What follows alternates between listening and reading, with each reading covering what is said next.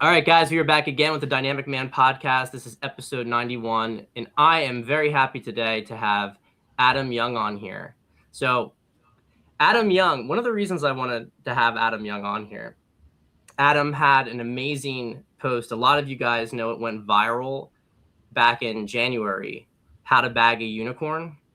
And this post was, I think, very, very interesting for people because not only were you successful, Adam, in finding kind of like your ideal girl, but you really did it in like a very data centric way, and maybe in a way that is not going to be replicable exactly for a lot of people.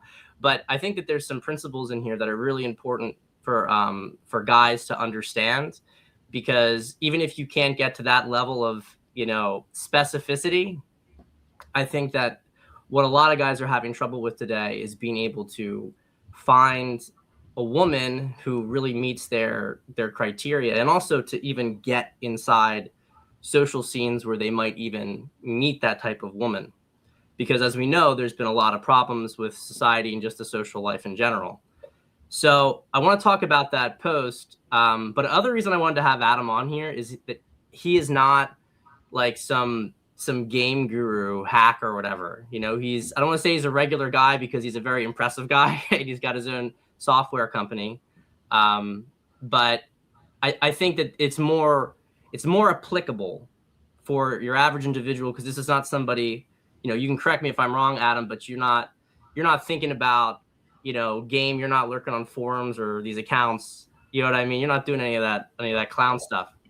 So thanks for coming on, Adam. Yeah, my pleasure. Thanks for having me. I appreciate that you read the article and you looked at the humor, but also understood the message behind it. Yes, you did a really great job of trolling people, and and I think it's good. Like, I think guys in particular, not only is it good marketing, but like guys in particular, I think need to get guys learn a lot of times. They pay attention when someone's like, "I'm better than you."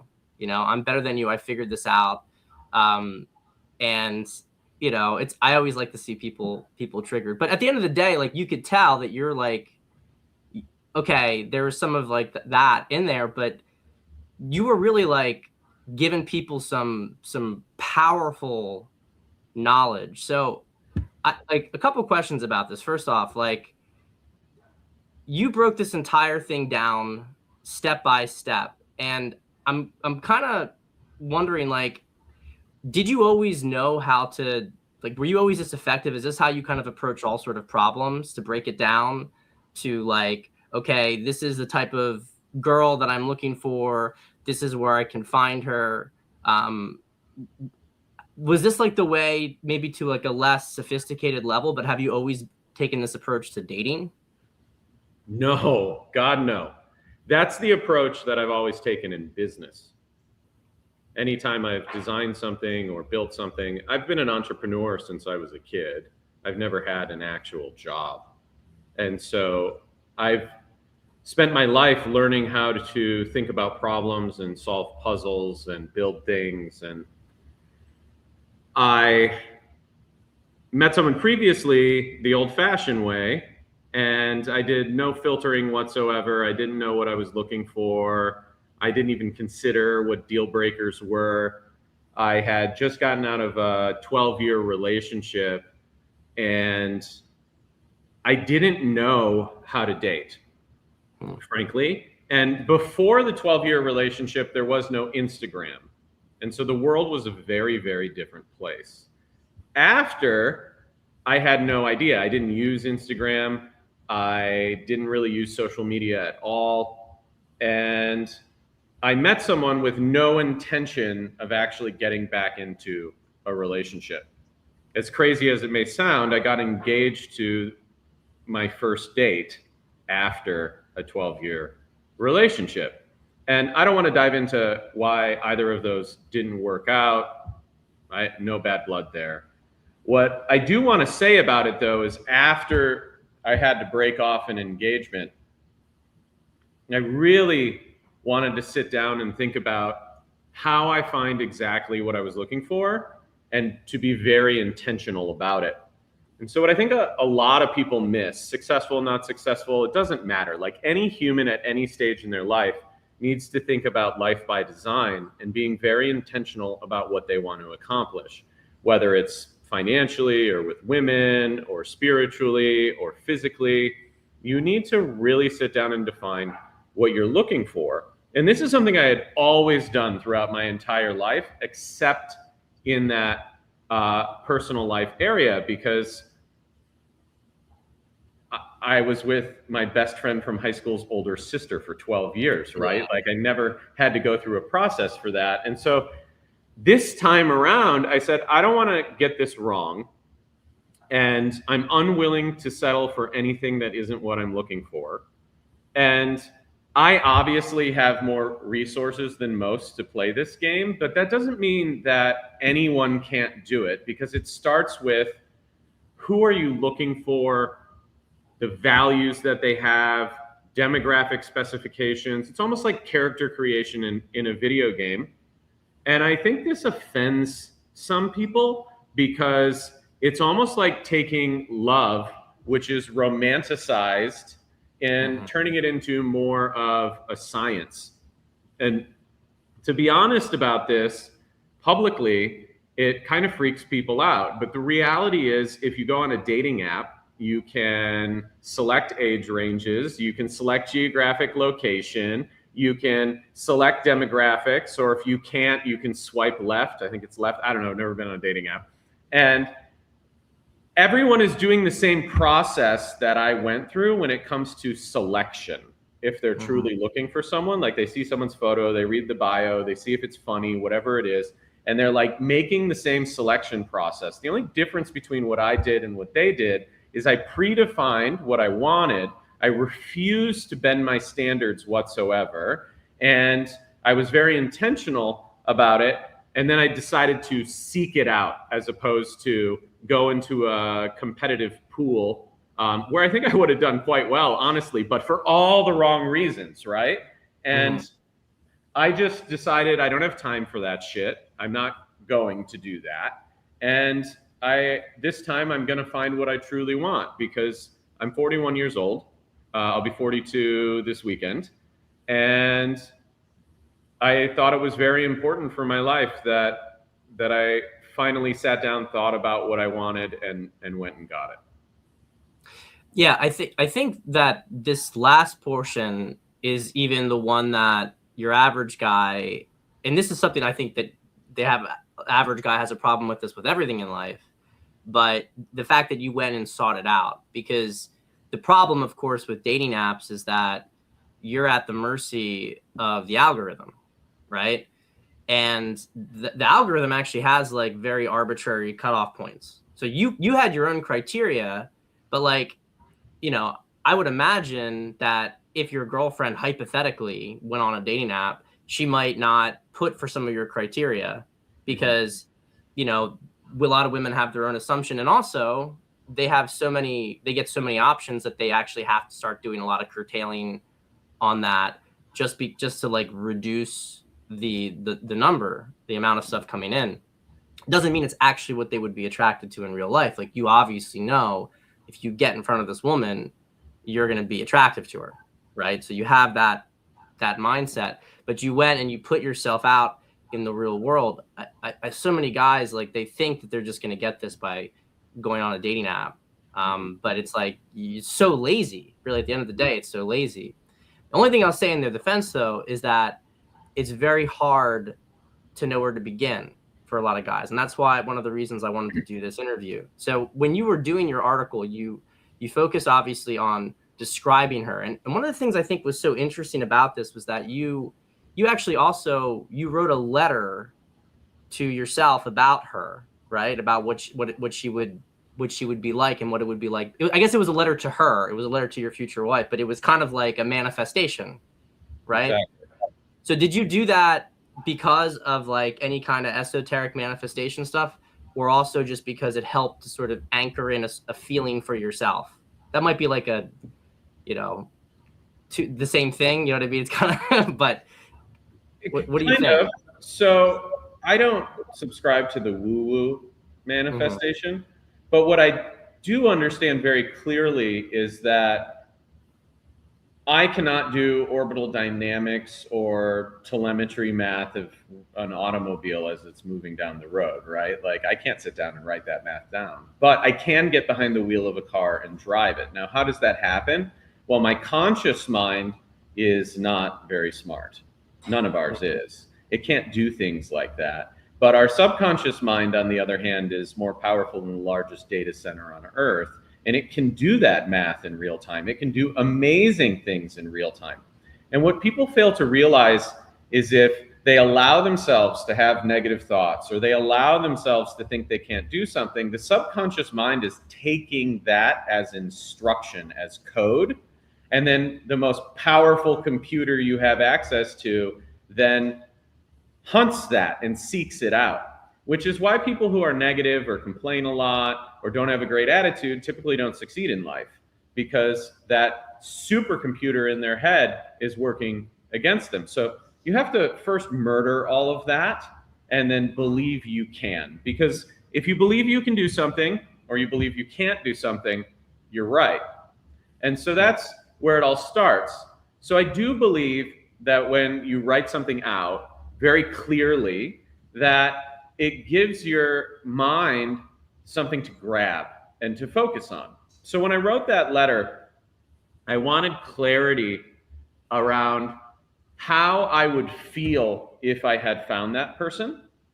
And so I wrote a much longer version of that actually, and then edited it down into one page. And so that's generally my process with business or personal life, is I'm going to write all my feelings out, just raw, whatever. It ends up being, 3-4 pages disorganized.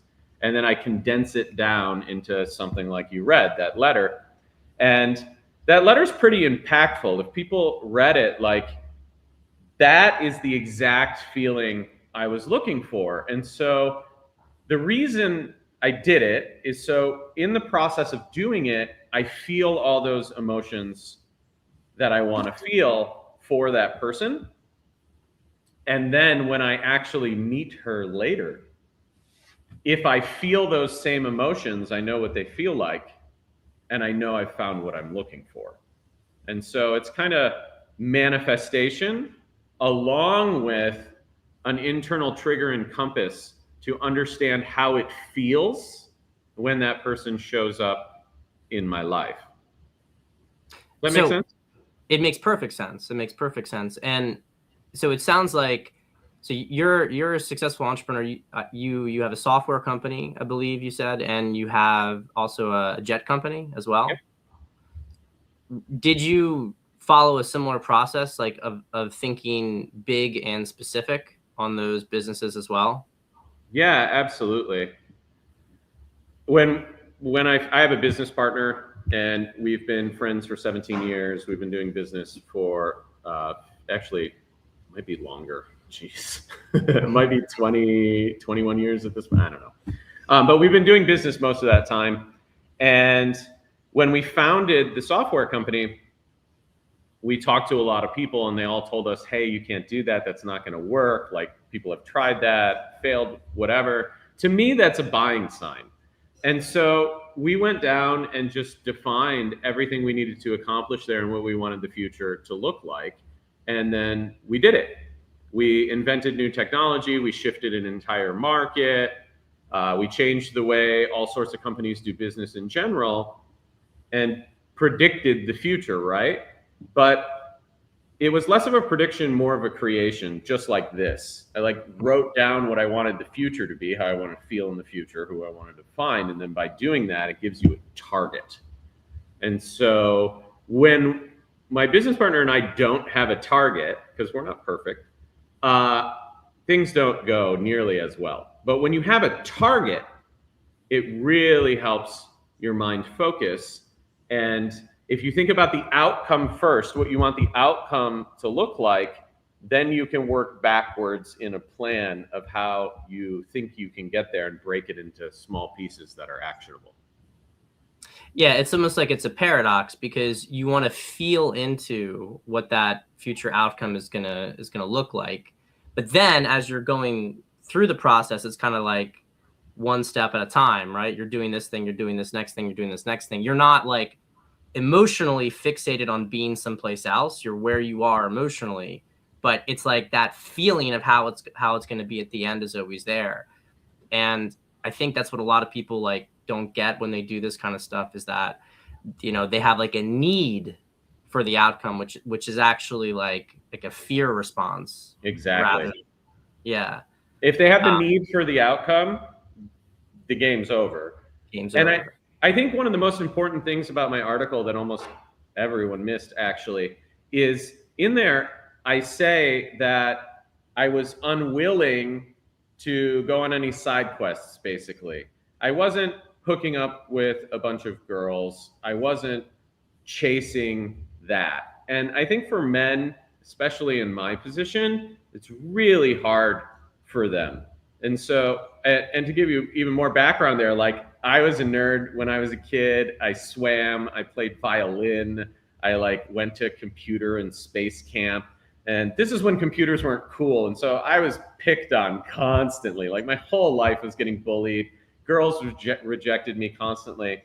And so the validation you get from having a bunch of girls that are interested in you is something that most men never experience, and then even less are willing to say no to. But in my case, I knew that real fulfillment would come from finding exactly what I wanted. And when I met that person, I wanted to be able to tell them how intentional I was being so that they felt special in a way that likely will never happen again. And, the girl I found, she was very concerned that I was a fuckboy, basically. And if you've seen my Instagram, I understand why. Like everyone in her life told her, listen, have fun, but this is not serious. You're never going to see this guy again or whatever. But what she knew is that I chose to not sleep with anyone else since I broke off that engagement. And it wasn't for lack of options, okay? Yeah. Like, I don't know. Like, I just decided I was going to do that. And I think it really set the groundwork for our connection, especially with the age gap in there, right? Like, she has every right to think, hey, this very successful 41-year-old guy is interested in me. Like, he's willing to fly into where I live and have a plane wait on the runway while we go out on a date. Like, there's no fucking way he's actually serious about me like that. And so what happened was on our first date, she actually talked to a whole bunch of my female friends. We went to EDC Orlando. She loves electronic music, so do I. And I brought a whole bunch of my female friends, all of whom are very attractive, so that she could talk to them because they knew me pretty well. And they told her the same thing, like, oh no, we've been hanging out with Adam all summer. Like, Adam doesn't touch anybody. Like, he's been waiting for you, basically. And that's a really powerful message. I don't think men realize it. And then on the other hand, I think a lot of men are just happy to get something. But that's a mistake because that's just going to cause yourself problems, trauma, issues. You're like, I'm lonely, so I'm going to settle for someone that's not good for me. Not only does that screw up your relationship life, it screws up your entire life because your partner selection defines basically your happiness and fulfillment, which is going to define how successful you're capable of being. Bad decisions and anchor, good decision is like rocket fuel on your life. Yeah, there are two things you said there that I think really are important for guys to hear. One I think is really interesting because I have this like sort of like, I guess you could call it, I don't know, system, but framework of like the 5 tiers of women. And it's not about per se, the people misunderstand this. They sometimes think I mean like that one is better than the other inherently, but it's really just about relative to you and your connection with her. But tier 2 and tier 1 are when, like, so a tier 2 girl is a girl who, you enjoy spending time with, you vibe well, there's definitely a connection there, but that there's like a level, once you, especially like you're kind of stuck in the honeymoon phase, you can't really go further because there's like a deeper layer of incompatibility, like either something core to her personality or her values, which is not gonna go the distance with her, and you can't do it. Whereas a tier 1 is the kind of girl who you would get like really serious with and ultimately try to be with, because there is that deeper, fertile ground, so to speak. But one of the things I always tell guys, and it's, if you want to get a tier 1 girl, you actually have to reduce the number of women that you are seeing, because in theory, right, it shouldn't matter. In theory, you meet her and you're seeing those other girls, but in practice, your focus and your energy is scattered, and other women are taking that from you. So it's very hard for you to clearly see, this is a woman that I really want. And also the second part of that, which is what you did, which is very, very brilliant and very rare, is that you also are not able to typically present to that tier 1 woman as a tier 1 guy for her, because she will see you with these other women. And yeah, it's like a paradox of female attraction, right? Because they do like that you have options, but the ideal man has all these options but only chooses her, right? Mm-hmm. And so, you did that by having all these attractive female friends, but not actually, just hooking up with them or hooking up with random people. A lot of guys today, and I think because there's so much bitterness and resentment and like red pill circles, and a lot of it is win-lose power games, they would never think that you actually have to offer a high quality woman something in return, not only to make her trust you and be reassured, but also to like emphasize your own sort of viability as a long-term partner for her. Like you want a woman who has a lot of self-respect and doesn't degrade herself. She's not going to allow you to degrade her either. Mm-hmm. You can't make her feel like she's just a girl on the roster. It's a humiliating experience for a woman with, any kind of value. So I know a lot of guys in your situation, especially, would not, if you have it like women banging down the door to get a moment with you, a lot of them would have a hard time doing that. So that was a pretty cool, that's a piece that a lot of guys listening right now definitely need to pay attention to. Well, it all depends on your goals, right? If your goal is Right. to find the one, then this is really important. If your goal's not, then you shouldn't follow this advice. It's pretty Right. binary. But if your goal is to find the one, then you should create the Disney princess story for her, right? And it's exactly what you said. If a guy is out there and he's spreading his energy around, an extremely high quality girl is going to feel that, and she's going to know. And girls, like that kind of girl, doesn't want any nonsense in her life that way. And a lot of girls have been hurt too. And I think guys fail to realize this. Even very high quality women, they've been cheated on, they've been betrayed. And almost, I think almost every girl I've met through this process has been through that. And if that's the case, then showing them that you have the discipline to control yourself is a very powerful thing when you meet them. Also, if you're a guy and you have options and you're enjoying those options, what's going to happen is you're training yourself to be very good at detachment.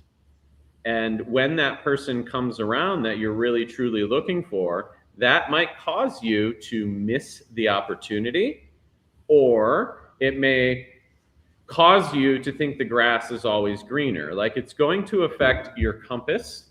And if you don't control yourself, then when the person comes along that you're looking for, you may not be capable of seeing it and doing something about it. And that's something I wanted to avoid entirely. And so I just wasn't interested in engaging in those games. To me, honestly, guys, like, telling a bunch of girls no, that's a way bigger flex than, oh, I hooked up with a bunch of girls. Because, like, honestly, discipline is more impressive than anything. Restraint is more impressive than anything. And, I think that flows through to the rest of your life too. And really looking inward and working on yourself and trying to fix your own flaws and then creating this safe space for yourself and that person when you find them is a really powerful thing. So, I don't know, like if you're looking for the one, being intentional and then not spreading your energy around is, I don't know, I think a requirement, like the bare minimum requirement, in fact. Yeah, and I think it's actually a major missing piece, even for a lot of these, like, higher value guys who are also having a hard time finding the one. And you can make an argument that, are they really sincere about wanting that because of what they actually in practice gravitate towards in their actions? I definitely think that for a number of people, especially like manosphere influencers, I don't want to sometimes it's like a grift though. Like it's just, we're gonna keep talking about how women are all messed up and how they don't want this and they don't want that, but then they don't look at themselves in the mirror and say, well, is my behavior even reflective? Like what market? Because there's this in business, right? When we talk about the market, there's actually like lots of little markets. Like the dating market is not just like this generic pool. You have a lot of different markets going on for women, men who want different things, who are at different stages, different objectives, right? Well, I want to touch on that, but before we do, I just want to say something about high value. And I think a lot of people have this all twisted up. High value has nothing to do with money. High value has everything to do with character, integrity, and values. Most people don't see this. And so a rich dude immediately just assumes he's high value because he has money. And that person attracts all the wrong people. Like, girls don't like me for my money. I make jokes about it all the time. Like, they don't like me for my money. What the hell? I got rich for nothing, right? But the truth is they don't. I'm a lot of fun. I do what I say I'm going to do. I show up. I take care of everybody I love. Whenever I go out, I make sure people are safe. I make sure they're taken care of. I listen. There's so much to being a high value person, but that's all in here. It has nothing to do with any of this, because this will come if you're a high value person and you work hard. It's just a foregone conclusion. But just because you have money doesn't make you high value. In fact, if you do not have your internal self in order and then you get money, it actually makes this whole situation much worse. And so for men out there who are like, oh yeah, obviously Adam can go do whatever he wants. This is not for me. Like, look at his kitchen, right? Like, no, this has nothing to do with it, honestly. And the girl that's over there literally doesn't care. She doesn't care at all. She doesn't care about money. And a lot of girls don't. A lot of lover girls are out there that just want the princess story. They want someone who cares about them and fulfills them emotionally. And that's what's most important to them. That's what I was looking for. But that's served from high value in here. And so I get a lot on Twitter about this, actually, a lot of DMs. People read the article and some guys will say to me things like, hey, I'm really successful. And like, I'm worried about girls, wanting to be with me for my money. Okay. Like, if a guy has to come to me and say to me, Adam, I'm really like, these girls just want me for my money. No, they don't. You're just attracting girls who will settle for you for your money because you haven't done the inner work. And all the good ones see right through your bullshit and don't go anywhere near you. Because the last thing a tier 1 girl, as you called it, wants is a guy who leads with money. Like, right. If your self-worth is based on money, you're a fucking loser. And so no good girl wants that. And I think that's a really, really important point. And second, what you said there's super important as well. And that is, you need to go where your target audience already is. And so in business, And my background is large scale media and marketing. I did that for a decade before I built software for the marketing industry. And what we used to do when we were doing a marketing campaign is go find our audience and where it's clustered. Like, if you want to sell to the 65 plus female demographic and you're selling some sort of medical service, like TV advertising on the game show network in Texas at 3 p.m. is entirely your audience. And so that's where you go. If you are looking for a specific race, gender combination in marketing because products are tailored towards them, you literally go find where these people live and target those geographic regions. And so what a lot of guys fail to do isn't that they can't get into the places where the girls they want are, is they fail to identify where these women are and then go to them, right? And that's why I looked at this problem in my math, which is like 1 in 25 million, which is just stupid. You should not attempt this. Very complicated. And I was like, well, I'm in Miami. There are no Asian girls in Miami. Like, my odds of finding what I want here are basically zero, and they're almost zero anyways. And so I had to target geographic areas where what I was looking for is. And you know, mine was very specific and I'm in the wrong location. So I had to be very liberal about where I was willing to go and seek these people out. And it was a lot of work. And, you know, now I got to go to family events in Northern California all the time, which is great. I love them. They're great. Well, you got a jet company, right? It makes it easy to fly over there. Yeah. I mean, yes, but it's still very inconvenient. But at the same time, like that was the only place where I was going to find what I was looking for. So if a guy is like, oh, I just want to be with someone who loves me, who's attractive and whatever, and that's their criteria, they're never going to find it because they're not labeling what they're actually looking for. And when you take this giant pool and you narrow it down to a tight range, maybe not as tight as mine, but like, you know, you get the age range you want, the values you're looking for, and then most importantly, your deal breakers. Then you can start to go, where do these women exist? And, you know, like maybe physical attractiveness is your number one priority. And so you're like, where do those girls exist? Well, you should go to a Pilates class. And most men are not going to do that, right? But you have to be willing to seek out and find your audience to even have a chance at playing in that audience, which is why the dating apps, presumably, I think the stats are they basically don't work for men.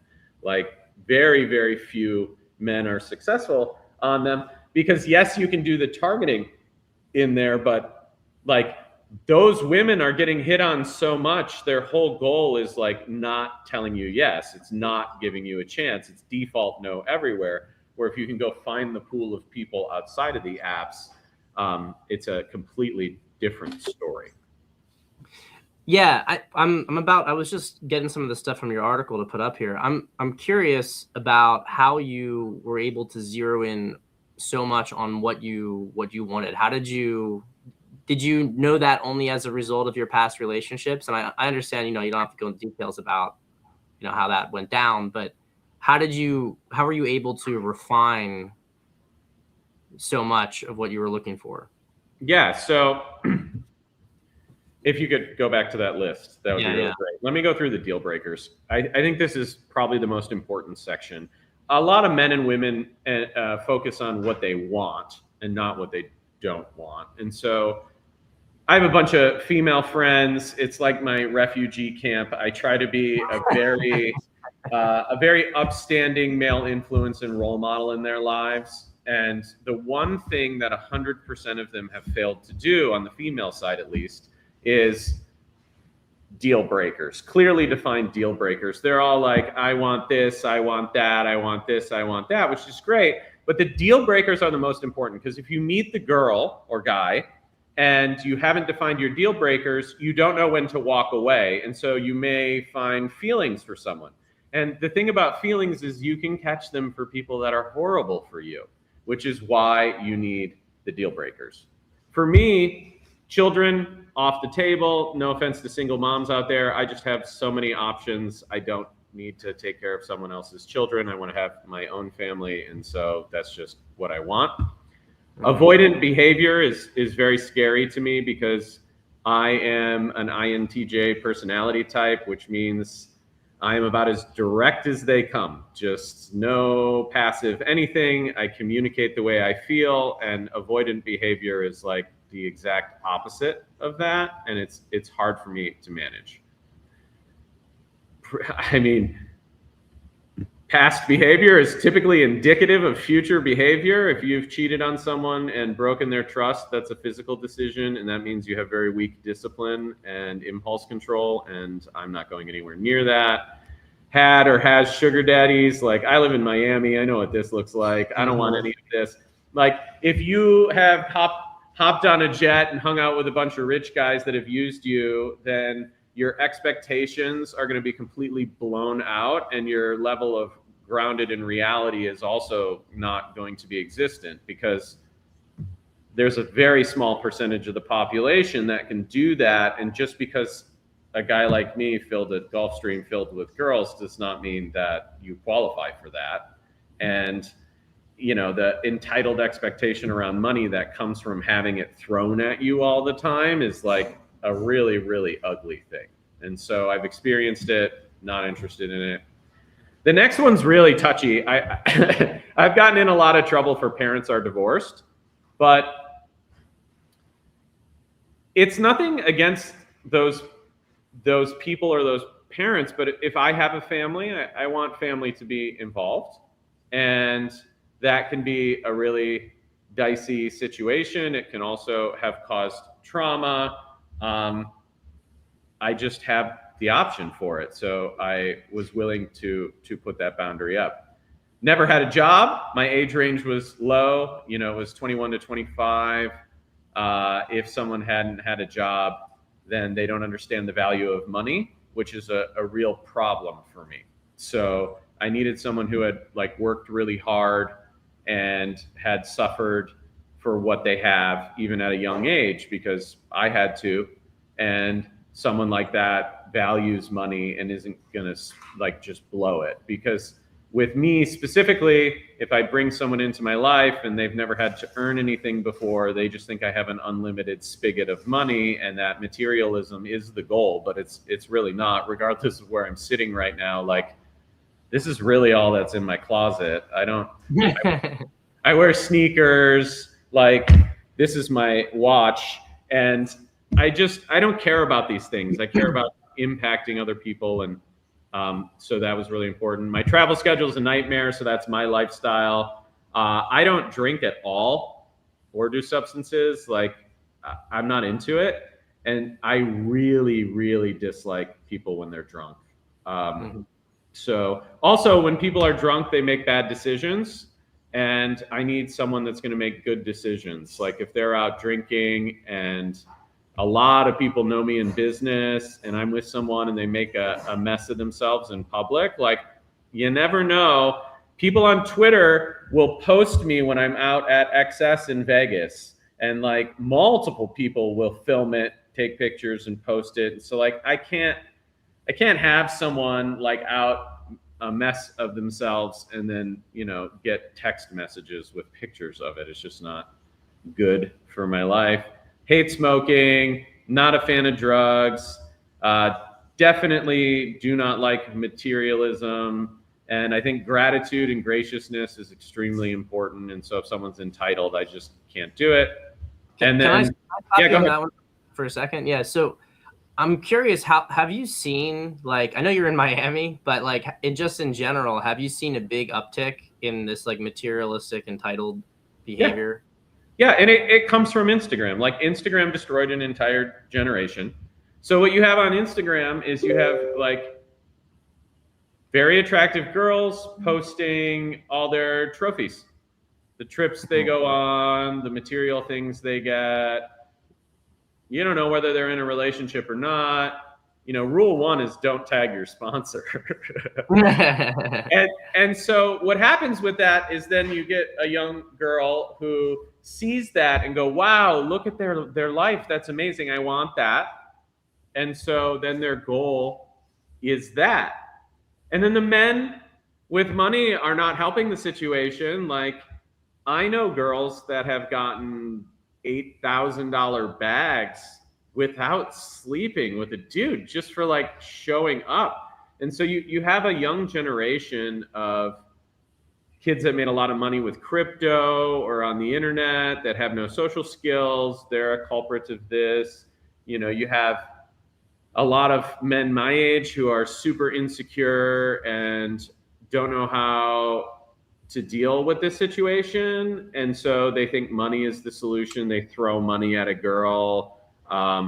And that creates this entitlement and materialism, because then it all gets posted on the internet and people say that they want it. And parents are not very good at teaching their children that the real value in life, like the real true thing you should be chasing, is emotional fulfillment, because materialism is just hollow. Like, yeah, the Chanel bag feels good. Like, you're awesome. You get to post it on Instagram. Good for you. But like, you still live at your parents' house with the Chanel bag and you have no future. And that guy who bought it from you just wants to get in your pants. Like, it's not impressive, but it feels like it will be. And then the loop just repeats. And this is what I've observed.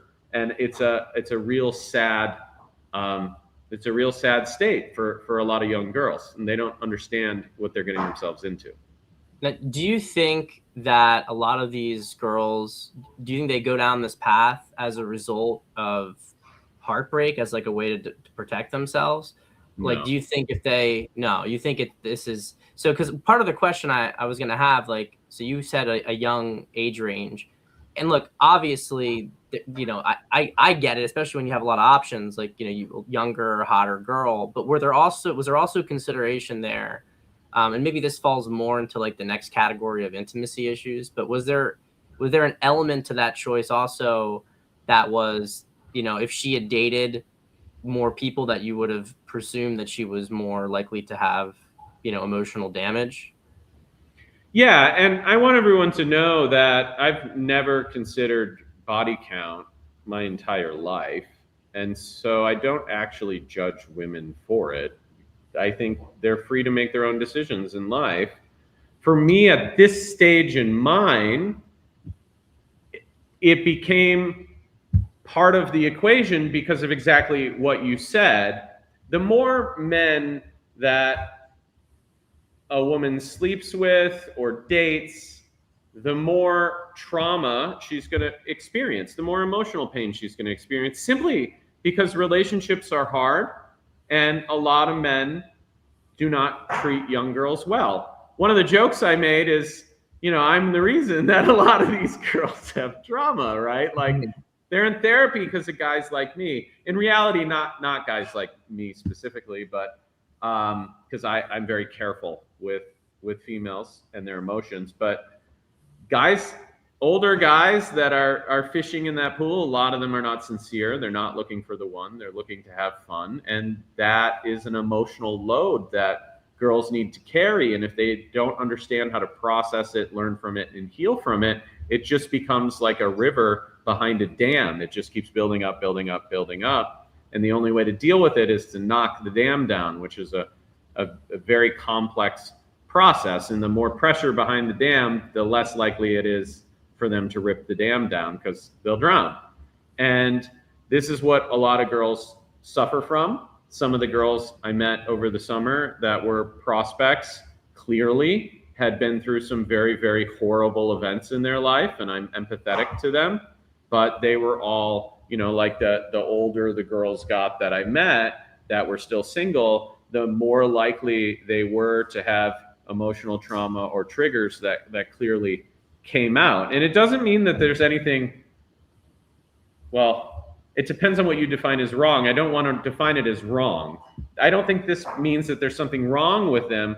I think it means that they haven't reached a place of emotional maturity in their life where they have to start working on themselves to heal what has happened to them, because healing is hard. You have to feel all the pain, and like, I know what it feels like.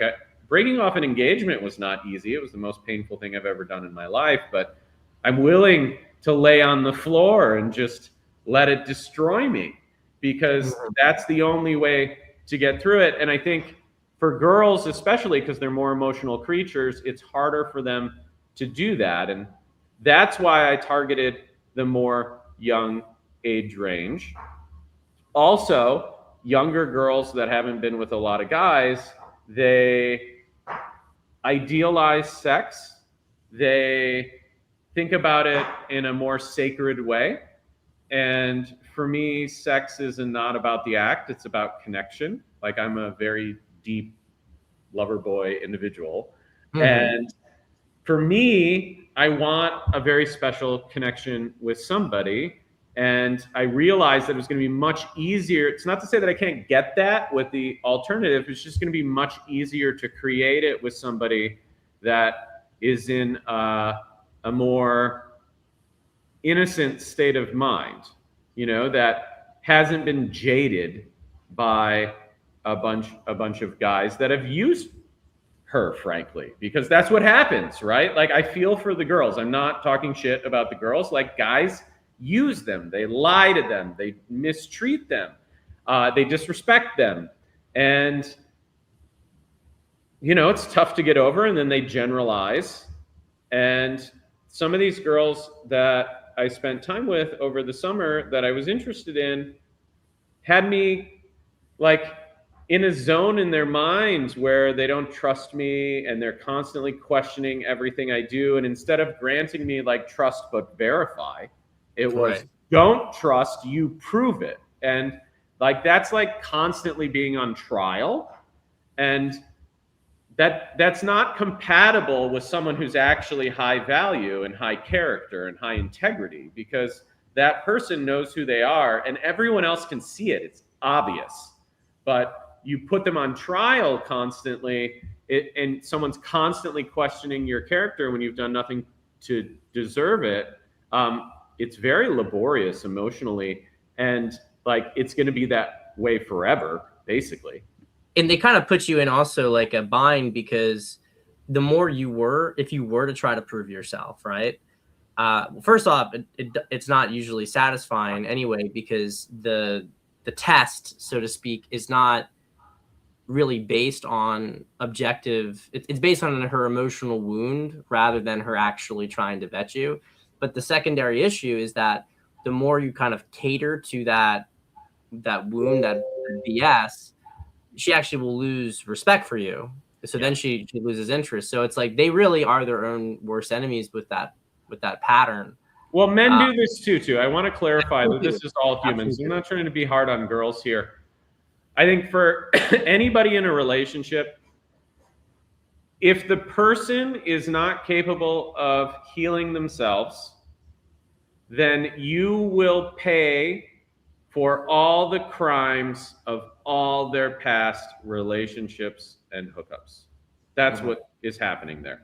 Like, if every trigger someone has is someone else inflicted trauma on them, or a wound that they haven't been able to heal. Like, every wound they have is going to create future behavior that you're going to pay the price for if someone hasn't been able to heal themselves, which is a totally different skill than. And I understand with your list, I mean, you mostly were trying to exclude women who had wounds to begin with, and who had the judgment not to engage in situations where they might wound themselves. But do you think, just have you observed, because you obviously know a lot of people, know a lot of girls, have you observed, first off, that women can really heal from these past experiences? And if so, what sort of behavior would you be looking for to sort of prove that she had done that she had sort of healed? Sure. So it starts with humility. Humility is the most important factor in healing and growth. If someone is entitled, egotistical, or thinks they're the prize, they're likely not capable of healing. And the reason for that is the only way to heal and grow is to take accountability and ownership for your decisions and mistakes. That means it's my fault this didn't work out. It's my fault I feel this way. Now, a lot of people can't do that in dating or life in general or business. And it's the biggest handicap that I've seen any human have. Because if you're not able to admit you're wrong or take responsibility for your part in anything, then you don't have control over it and you can't change it. And so if you didn't think you did anything wrong, inherently you're saying, my actions were all correct. I did everything correctly. Like, I don't need to change at all whatsoever. Healing and growth is change. Mm-hmm. And so if you mentally are like, I didn't do anything wrong, I don't need to change, I'm perfect, and then you're going to claim you're healed and are growing, that's misalignment. That's not what's actually happening. So the first thing I looked for was growth and accountability. And that came from a place of humility. And that's a rare trait in humans in general. And I think for girls, it's even harder to find accountability and humility because so many guys don't care, right? They're not going to hold a girl accountable because they don't want to risk the relationship, right? And I don't know. I think it's hard in my humble observation. I think it's harder to find women who will be accountable than men. I also think that comes from gender role responsibility. Like, you can't be successful in business if you don't have accountability. And so men in business, there are a lot more men in business, a lot more men in leadership positions. It's just a fact of our society. And those positions teach accountability. Men are also expected to provide and protect. All of that comes from accountability. There's more men in the military by like a massive margin. The military teaches accountability. Like, men are just in an ecosystem where accountability is woven in so many more places than women that they have more opportunity to learn it. And it's also accountability is painful, as you know, but it's a skill. And if you practice it, you get good at it. And so if there's no accountability, there will be no healing. And you're just setting yourself up for disaster in that case if you know someone has a past that they need to work on. And for me, it's not that no one has a past and nothing bad has ever happened to them. In fact, the girl from the article was in a very shitty 6-year relationship, right? And there's always remnants of relationships when you get into new ones. The new relationship's going to bring out what the wounds and the triggers that you weren't aware of. And I don't have a problem with any of that because her base operating system includes humility, ownership of mistakes, and accountability. And when those three things exist, it doesn't matter what the past is, because as a man, you can help lead someone through that, just like you're leading a team at the office, and help them, admit what really happened, what their role was in it, and then like help them get to that place where they can heal from it. And so that was a very long answer to your question. It was good. No, it was good. I mean, I think, and it's not really to trash women at all, but I also think that just even the concept of accountability and responsibility, it's a very masculine kind of coded. It's part of how men relate to each other and how they become men. So like when a woman possesses it, it's actually a sign of like remarkable integration, just in the same way when a man is capable of being like very like emotionally open and empathetic and compassionate, that it's an indication of great integration in a man. I think, unfortunately, a lot of women, when they pursue healing, though, and it's not that I don't think that there's any role for this, but it's like they'll go to these very feminine kind of environments where everybody's, whether it's like a therapist or whether it's some sort of new age healing circle where people like, process their trauma. But what I've noticed I spent some time in those circles too, is everything is very like cyclical. Like they chase a new feeling and then, but they don't actually address and self-confront. There's like no masculine container to like say, this is what the problem was. So what would be ideal is like, this is the problem. And then you have the sort of love and support come in to help them to address the problem, but they don't make them address the problem. They're always like victim of something. Exactly. That's the worst thing in life, is to be the victim. Yeah.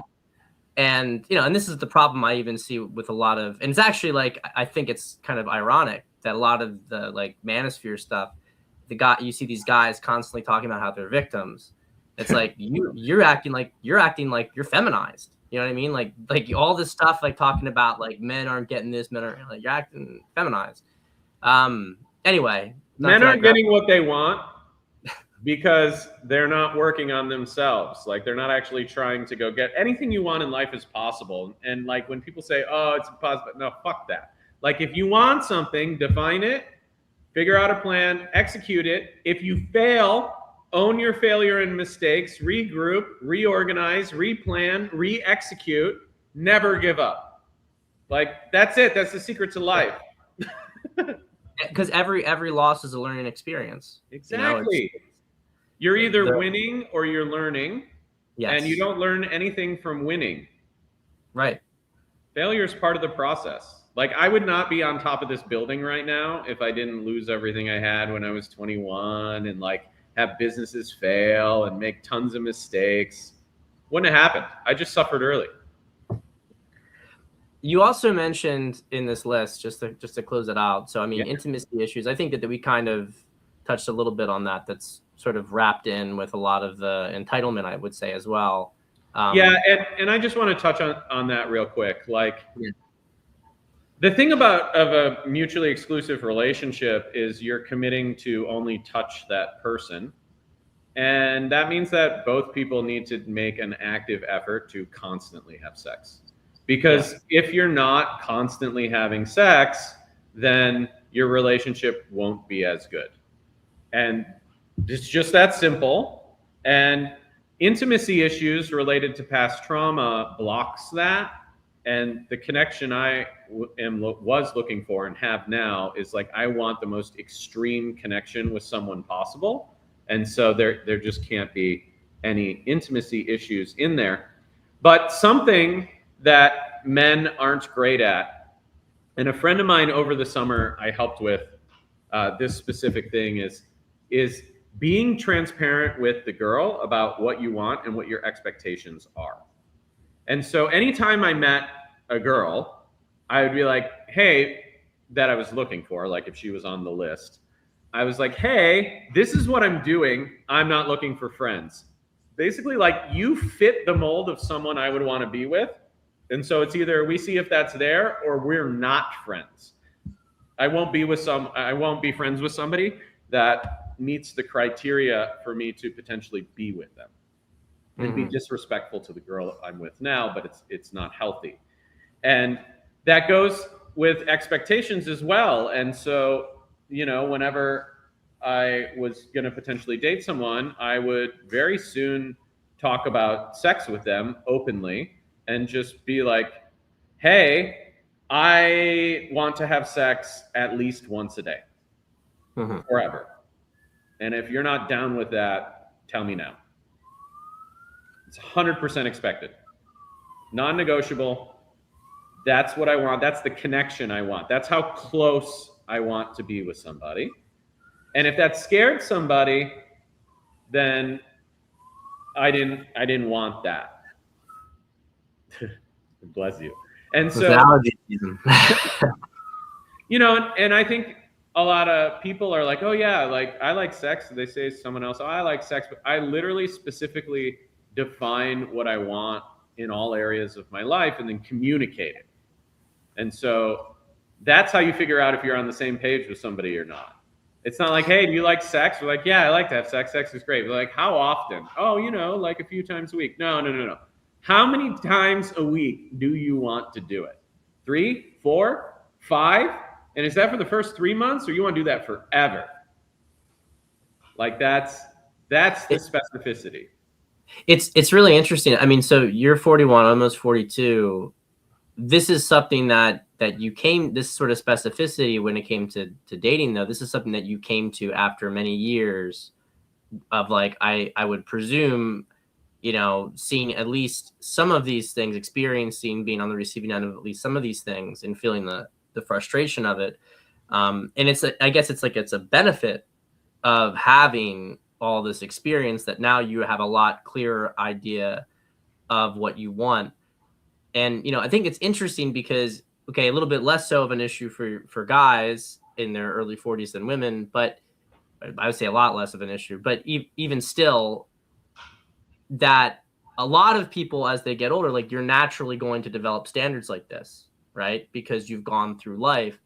But for a lot of people, it's created problems. Would you say that it's like blocked off more women as a choice from before because of this? Is that part of the reason you were so, like, you had such a limited field, because you had, at this point, like, who you are so much more than you did 10, 20 years ago, that a girl before you would let in the gates and try to work with, you're not going to do that anymore?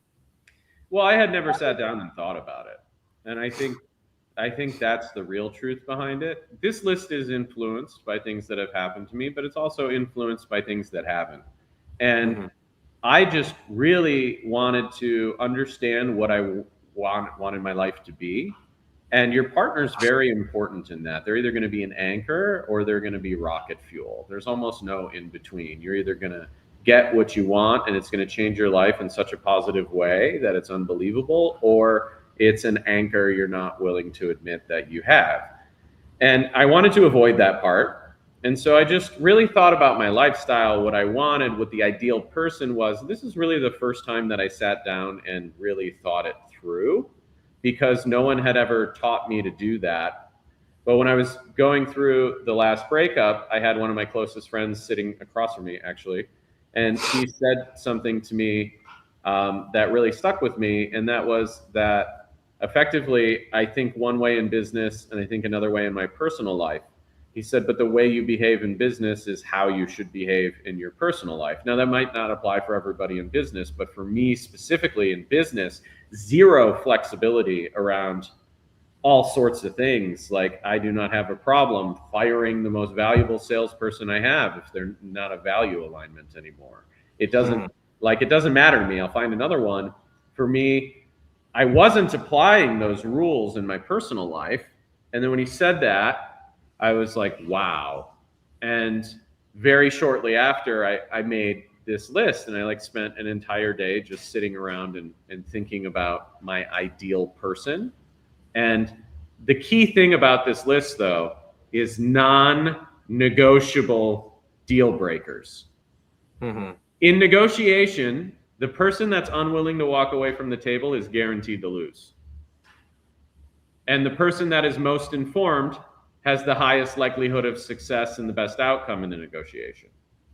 And so I am simply unwilling to negotiate with this, and I wasn't.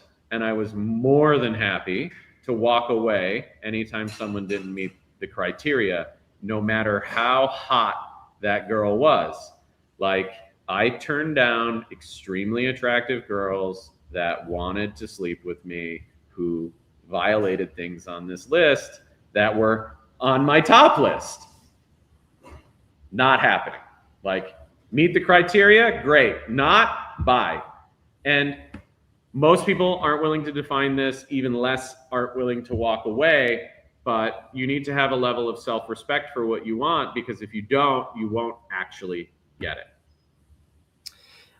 I think one thing that's also interesting about this list and about you, it's like, so a lot of people hearing this, they might say to themselves, okay, well, so I just should have all these standards, right? Because one of the problems that I see, I don't want to say it's a problem, but like, I'll sometimes work with a guy and he's got like an enormous list of things that just gotta have this, gotta have this, gotta have this, right? All these different things. And okay, it's like, that's fine, but are you actually reflecting, first off, the same things, or something that that woman would want. You know, you can have as high standards as you want, but then you also have to hold yourself to an equally high standard. And I think that a lot of the problem I see is it's not that, like, first off, I don't guys will be picking standards that they don't even know that they want. They're just picking them because other guys say them, and they don't even, it's not even congruent to them. But then, you know, how are they going? They have their unicorn, but are they going to be her unicorn? Exactly. So I mean, let's touch briefly on the tattoos because that's a big sticking point. But I do want to move in also to that kind of conversation Yeah, about. I want to talk about that too. I mean, look, I don't like tattoos. That's it. Do you think it says anything about a woman's judgment? Sure do. Yeah. Yeah, it's incredible what a phenomenon it's become. Yeah. Look, I don't think it's a look. I have a bunch of friends. They have tattoos. I'm not judging them, but they've all read this. They know I don't like tattoos. They know I literally like if someone had a big back piece and that's what they wanted. Great, I support them. It's cool. Like it's their life, but it makes them disqualified for my romantic partner. That's kind of just it. And to anyone that has a problem with that, that's listening, like, will you date someone that's 5'4"? Because the tattoo is a choice and I can pick whatever I want. Now, to your other point, the reason I can pick whatever I want is because I meet the standards in reverse. I exceed them, actually. And to your point about your clients, I have the humility to look inside myself and go, you know what? I need to work on something in this area. And I've done that for 20 years. And my goal in a relationship is to set the standard for all men. Like, if someone is in a relationship with me and are no longer that and they don't regret it, I've done something wrong. Mm-hmm. That's just the end of it. And when I think about how I treat people, my team members in business, you know, I still have our first employee at the software company 11 years later. His wife works for us now too. And we have really long tenures there. And then my, you know, in my relationships, like I want to treat people better than how I need to be treated. And that doesn't mean just like throwing gifts at them. That means like I hold them accountable so that they grow. I make sure they're emotionally satisfied and fulfilled. I ask them what their needs are. I make sure I meet them. I find out what's important to them. I make that important to me. Like, it's funny because this girl said to me, I want to go do this thing. Like, would you do it with me? And I'm like, yeah, of course. Why would I not do that? Like, the point is that we're together, and if it's something you enjoy, I'm going to go do it. There are no boundaries around, like, oh, I don't want to go to Disney. That's lame. Like, no, let's go to Disney and have a great fucking time. It is what you make it, and it is what you invest in it. And my goal is that my partner's cup is overflowing at all times as a bare minimum. And so knowing this, that allows me to set completely unreasonable standards because my standards for myself to most people, almost all people, are completely unreasonable. Mm-hmm. Also, if you want an extremely physically attractive 22-year-old girl when you're 41 years old, well, you best be in good shape. Mm-hmm. Like, there's less men over 35 with a six-pack than there are men over 35 with $10 million. There's almost zero of them with both. And so, like, if your odds are 1 in 25 million, and there's only 25 of these girls alive at any given time and available in the United States, as was the math, then where do I rank amongst all men? Right. I had to go through that process too. And so the key here is alignment. And you hit the nail on the head in a really big way. Before I went after this list and I did the math on the list, before I went after it, but after I did the math on the list, I said, shit, I need to do the math on myself. Where do I stand? Where do I stand across the board? What do I need to work on and where can I improve it? And so I think that's part of the process that men miss, especially men with money. They think they just have money so that like they've won and there's no more work to do. But money is the least important part of the equation because the girl you want to spend your life with doesn't care about it. They do care about competence, and money is the byproduct of competence. So it's a signal, right? Like if I'm 41 years old and I'm not successful, then I shouldn't be pursuing this girl. Like mine literally said, if you weren't successful, I wouldn't be with you at 41, but it has nothing to do with money and everything to do with the fact that if you don't have your fucking life together at 41 years old, why would I want to be with you? All right. If you were 20, she said, if you were 21 and the same, but had no money, I'd be with you. Right. And I'd stick with you. Yeah. The standard changes with age. Like once, like in the early 20s, a guy can get away with having no success. Late 20s, people start to like pay attention a little bit more. They're like, why? And then, but as you get to your 30s, and certainly by the time you're in your late 30s, 40, I mean, it's like, if it's just an indication that you're not a total fuck up. You know what I mean? It's not. And it doesn't need to be this. Yeah. She would have been fine with like much less, just like no crazy debt, no financial problems. Like you have to be competent. Well, I think what a lot of people don't understand about money is that money mostly is an amplifier of what already exists. So it's like it amplifies desire. Like up on its own, I think that probably the best thing that okay, you have the comfort side of attraction, so it can provide a comfortable life that's worth something, but only to a much lower extent, right? That's like the difference between not being able to get basic stuff, so that you have the comfort level. And then I think when you do have a ton of money, the fact that you can just make things happen is impressive. And it does spike a lot of interest and desire, but it's not ultimately like, it's ultimately, as you said, it's all coming from you. Like the money is like the marketing, but the product is you. So like things can be flashy, but then she gets the thing, the product is, terrible. Like no one cares about the market anymore. She has to live with you, and the money is going to be a very, very sore substitute. Like the women who settle for that, they're always very unhappy, right? It's always it's a method of time compression. So my most valuable asset is time. And people are like, why would you spend so much money to fly on a private jet? We're like, well, it saves so much time that I started a jet company.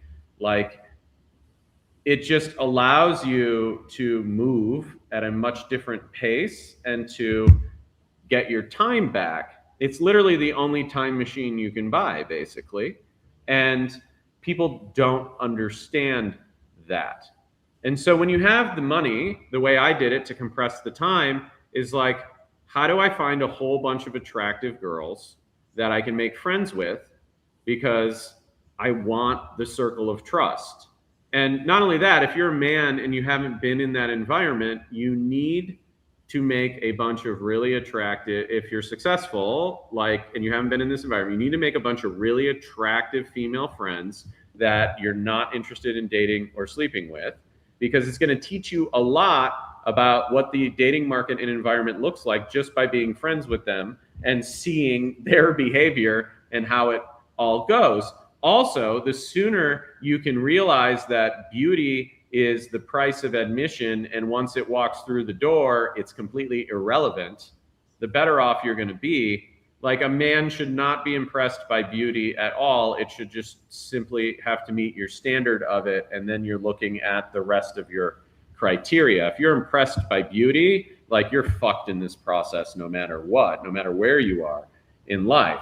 And so what I did is I was like, I need to do this as fast as possible. So I hired a guy, this wasn't in the article, I hired a guy who was the head of VIP, and then also worked as VIP at some well-known Miami venues, clubs. And I said to him, I said, "Hey, listen, I need, I need a group of girls where the vibes are incredible, that don't get too fucked up, that are not like degenerates, that don't have boyfriends, that are well behaved, that understand how to be around people like me that are under 25." And what a ridiculous thing to say. And so he was like, okay. And he called some people and found a girl in LA who is just this wonderful ball of energy. Like, she is the sweetest, nicest, most fun girl. And she has a group of friends out there that are similar. And I took them to a music festival. And then afterwards, I hired the 23-year-old to deal with all the girls. But I took them to a music festival, dealt with the first one myself, and that was a nightmare. You need someone to deal with it for you. But I had so much fun with these girls. And for the first time, I think for them, they were in an environment with a guy who wasn't trying to sleep with them. And so they just had the time of their lives. Like, they love me. They'll hang out with me anytime. Like, they're so much fun. And it's because when they come out with me, they know that no one's messing with them. No one's hitting on them. No one's getting anywhere near them. And so they're just allowed to be little girls and just have this incredible time. Building that relationship with them taught me a lot about girls, like helped me completely delete beauty as anything that mattered once the initial like attraction judgment happens. And then it created this circle of friends that I could ask for intros, that, you know, had mutual connections on Instagram. And that ended up being very powerful. When I went to EDC, a bunch of those girls came when I took, you know, the unicorn girl there, and they were able to talk about me in a way that I couldn't sell her on. Like, she didn't believe that I hadn't slept with anyone since my engagement. She didn't believe, rightly so, that I wasn't, like, however you want to define it, a player. And she had concerns about these things. Our first date was going to EDC together. And so having them there without asking them to say anything, like, I didn't say, hey, tell this girl this. No, just like show up, put them in the same environment. They ended up talking to each other, and like, it changed her perception of me, because it was that third party validation from a girl. Like, one of them literally said, like, I've spent the whole summer with Adam. I've never seen a man reject as many girls as him. She's like, it's an unbelievable experience to spend a week in Vegas with Adam. Like, he literally does not care. He draws more attention in a t-shirt than anyone else in a club, because I like to dance. Like, and I only bring girls. So it's like me, 10 girls at a table. It's just like dancing. It's obscene, but just completely not interested in anybody. And if I didn't have that third party validation, I don't know if this girl would have truly believed me. I don't know if it would have played out the way it did, because everyone in her life, her friends, her family, brother and sister, her parents, literally, were all like, girl, like, don't be stupid here. Like, she was telling me last night, because I told her about the podcast, that her hairdresser was like, girl, I saw his Instagram. Like, there's like no way. So, like, go have your fun, but just like, don't be stupid. And she told her hairdresser, like, I'm in love with him. And the hairdresser's like, oh no, right? But, you know, so if you're gonna like behave this way, you have to have this grounding circle and, you know, characters, values, and discipline, so that when you bring the other person around, like, they can be comfortable with it. Now, the ultimate result of this is like girls that get jealous. I want to talk about this for a second. Yeah. Girls that get jealous because of the guys that they're with, right? My girl told me that she was insanely jealous for 6 years. like crash out jealous. I threw a Christmas party with like 4 guys and 50 girls. She didn't care. Like, if I was like, hey, I'm going out with my friends in Vegas, just a bunch of ridiculously attractive Asian girls, she'd be like, oh, cool, have fun. Because I have exhibited such extreme control and discipline throughout the process that she knows, even if an incredibly beautiful girl is standing in front of me, I do not care. I don't break my values. I don't cross character lines, and I don't bend my integrity for anybody. So there's no risk anymore. Mm-hmm. No risk, no jealousy. If your girl's jealous, that's because you're shitty, not because she's crazy jealous. It's just about the safe space you create for the girl. Most men are not willing to take the responsibility for that because they're unwilling to hold themselves to the standards required to pull the girl that they all say they want. So just to kind of reiterate, so you got involved with this scene of girls, like, so you had someone kind of make an introduction to one of them essentially, and then that's how you, so is this what have you done this in other areas as well? Have you done this, like, is this how you've approached things with business, right? You want to get in contact with someone, use an intermediary. The reason I'm asking this is because, you certainly microed down what kind of girl you wanted, and you knew you liked the EDM scene, right? You liked that scene, so you wanted a girl who was going to be into that same stuff. So there was that initial kind of filtering, which is, well, what do I like? And then it's like, well, what kind of girl? Like, I think, like, a question, for instance, when it came to EDM, like, EDM does have a very heavy, drug and hookup culture to it, correct? Sure. Would you? Yeah, so, but it also has doctors and lawyers and sober people. I'm not saying it to judge it at all. I'm just trying to help. Like, how did you know what, like, the girlfriends, the friends that those girls, were those girls also kind of in a similar behavior as the girl you wanted to be with? Not exactly per se. No. So the girls that were going to be friend circle girls, they don't have to meet the criteria because they're just friends. I'm not interested. So they do whatever they want. It makes no difference to me. Like, if we're at a festival, like, you can't go meet a guy and bring him back to my table. Like, no new friends ever, right? Like, not even girls. Like, you come with me to a festival, that's your festival fam. You're not going to fight the bodyguards and bring people to hang out with us. It's just not happening. Right. But I don't care what their behavior is as long as they don't get too fucked up. Like, if a girl's puking in a bucket and I have to deal with that, she's never coming back. But if she's fun, the vibes are high, grateful, doesn't cause any problems, like, I don't care about anything else as long as we're having a good time. Because my list doesn't make, if you're not like my list, it doesn't make you a bad person. It just means, like, you don't meet my dating criteria. Well, I didn't mean it like even in that. I meant in terms of how you were able to ultimately, like, using these female friends. Were they mostly just to help you, to give you that sort of third party proof? But they also had connections, like, people who have similar values tend to hang out together. That's kind of where I'm going with this. So, well, not girls. Okay. I mean, I know great girls that hang out with shitty girls. Girls are different. Girls all pretend they love each other and they're all tens. They're always gassing each other up.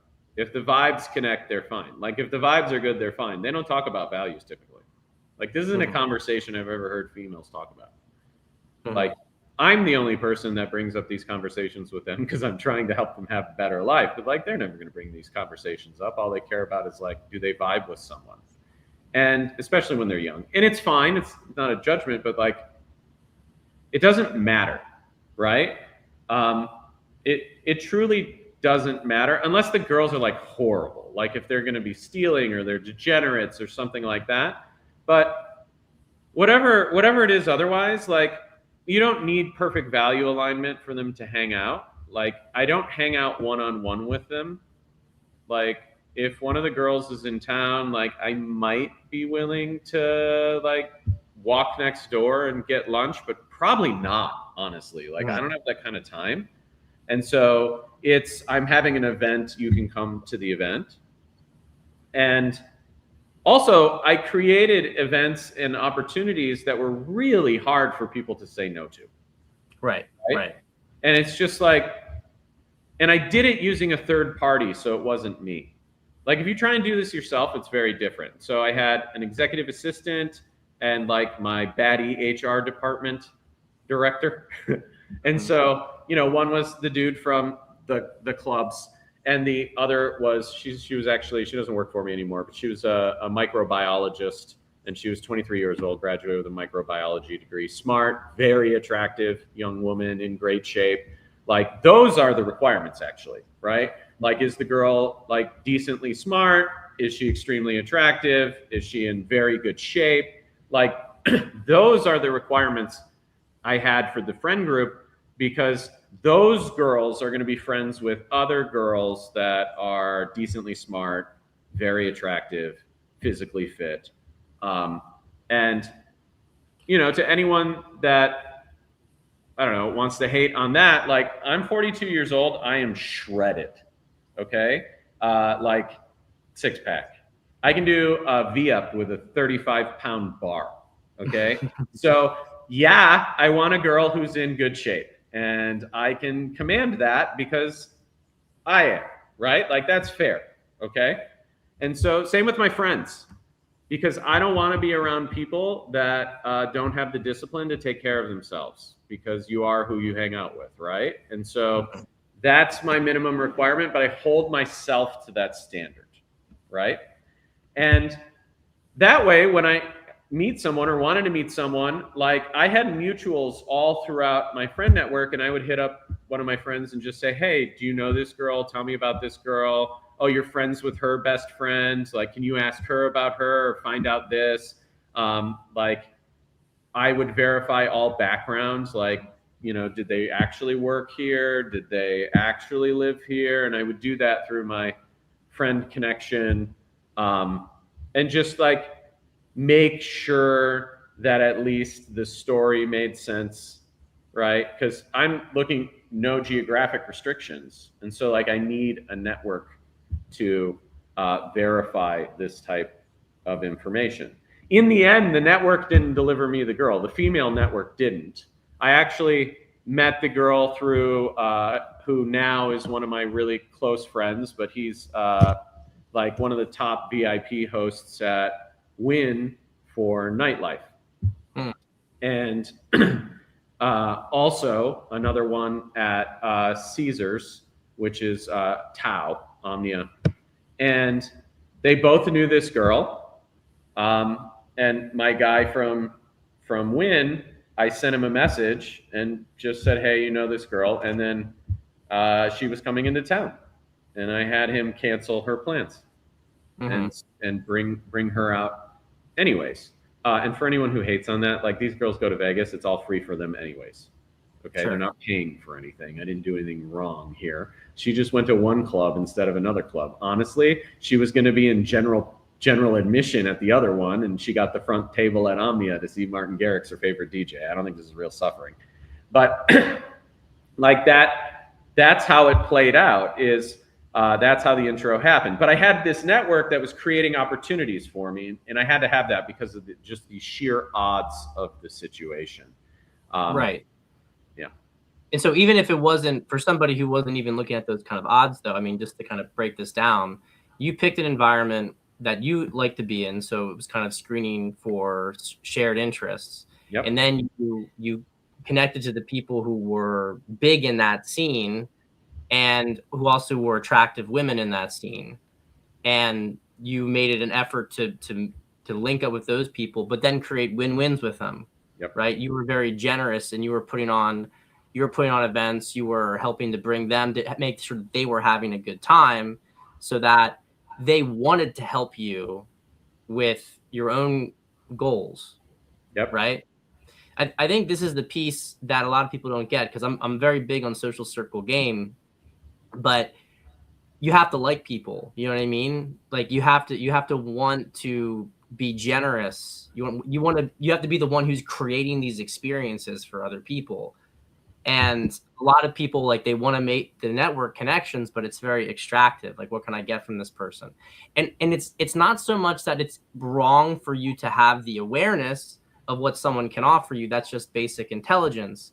But you want to make it so that that person is benefiting from your presence, that it's like everything is, it's good vibes, basically. Genuinely, you have Yeah. to want to do it. So, it's funny you bring this up. This is a life lesson. This isn't a dating lesson. You're 100% correct in a way that's super powerful. And so the other day, and I get this a lot. People hit me up every day and ask me for shit. The list is endless, okay? And I reply to them. I'm pretty accessible, but this is what I said to a young kid. I said, "You've got it twisted, kid. Your only viable move was to offer me something of value first without expectation, not to ask for a handout. No one cares what you want. All that matters is what you can deliver for others. The sooner you figure that out, the better your life will be." And so in my life, whether it's business, personal, family, I give without expectation first. I am always offering value and asking for nothing in return. I don't give value with expectation that I'm going to get what I want. I give value with the expectation that I will have the opportunity to connect with another human to see if I even want to do business with them or something else. Mm-hmm. And so I don't particularly love to meet new people. I'm going to be real with you. I'm about as introverted as they come, which may seem crazy for what I do, but I am fine in small groups of people. And I said to myself that I basically need to learn to be the most fun person ever. Because why not? Right? Like, why not have fun? And I love music and I like to dance and I don't give a shit what anyone else thinks. Like, as far as I'm concerned, everyone else, until they prove agency to me, might as well be a lamppost or a plant or a chair. Like, I literally don't care. And that level of apathy about other people's opinions is a superpower. Mm-hmm. And so I can literally walk into a crazy club in a pair of sneakers, shorts, and a t-shirt, no jewelry. I will climb on the platform and rage so hard it changes the gravity of the entire venue. I don't even notice it's happening because I'm only focused on how much fun I'm having. And that skill I developed when I take a group of girls out, it creates such a spectacle, right? It draws a lot of attention in the way that I wanted it to. And then when this girl came to Omnia, she watched me have a great time. I never even talked to her, by the way. I just wanted to observe her behavior, right? Like, safe space, you hang out with your friends, you can hang out at our table, it's fine. And I got to see, is she going to get too messed up? Is she going to take care of her friends? Is she responsible and gracious and kind and all these things? And then she watched me dance with a big group of girls with my shirt off at EBC at night, at the afters, and just like the most ridiculous spectacle ever in the middle of the dance floor. I'm like dancing. I have girls with hand fans fanning me. Like, if you saw these scenes, you'd be like, what the hell? These girls don't work for me. I didn't even ask them to fan for me. They're just like, this is the vibe conductor. Like, he's putting in the effort. Like, they just do this. Like, just my friends will literally like ice me down at a beach club without me asking because I'm like sweating my ass off. And like the whole place is having more fun because we're there. And like, she watched this and then goes and stalks me on Instagram. And like, it creates this environment of curiosity. Like, who is this person? How could he possibly not care? Why is he surrounded by all these girls? Why is he the only man in Las Vegas that isn't hitting on the absolutely beautiful 22-year-old Asian girl that's minding her own business? Mm-hmm. Right? Completely different environment that anyone would ever expect. A level of scarcity and indifference and power that most people can't generate. But it's not about money. It's about attitude. It's about energy. And that led to her like, I just kept bringing her back. And then finally, last night at XS, she was dancing by herself. And I just hopped down and started dancing, not in a creepy way, right? Like, I wasn't like all over this girl. We just both really, really loved Griffin. And we danced for hours. We didn't even speak. Like, I just made sure her and her friends were okay. We had a blast. And then she asked me for my phone number. Like, that's how it's supposed to play out. I think some things that girls get wrong, well, the most important thing, and I try to teach this to my friends, is if you are the prize, you are dating down. I've watched heads roll. I've watched almost like mini mental tantrum panic attacks happen at this. They'll try and justify, no, I'm the prize. I'm the prize. Sure, if you want a lesser man.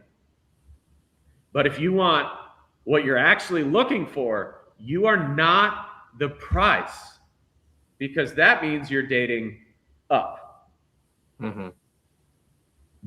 In my circumstance, I had to ask myself the same question.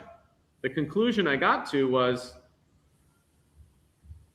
when I find the girl I'm looking for, she will grow to stand next to me and meet me where I am at.